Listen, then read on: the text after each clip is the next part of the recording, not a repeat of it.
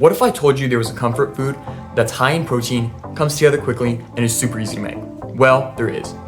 Oyakodon is a classic Japanese dish that combines 3 Jimbro staples in one bowl: chicken, eggs, and rice.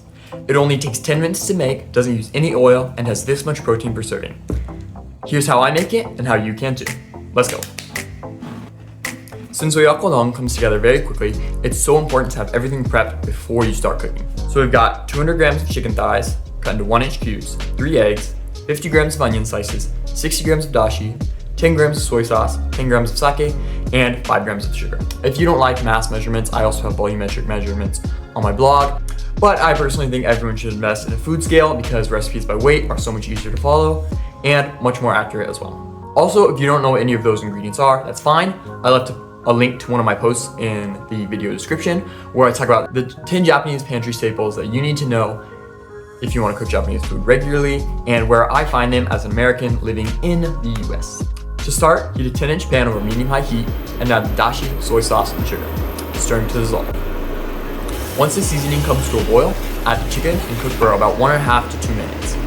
Then add the onion slices and cook for another 1.5 to 2 minutes, or until the chicken is mostly cooked through but not quite.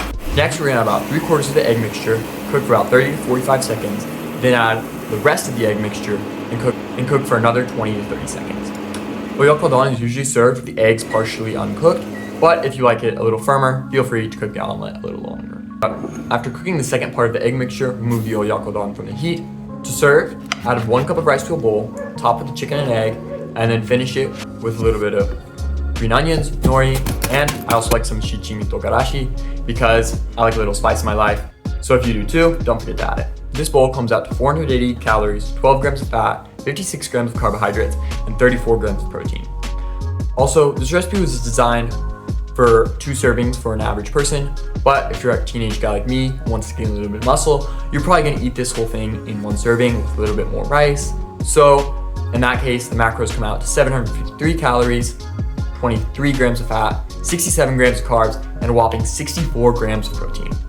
That's how you make Oyakodon. You can find the recipe on my blog, cubicooks.com, as well as other delicious and nutrition Asian recipes. So don't forget to check that out. Stay happy, stay healthy, and don't forget, Jesus loves you.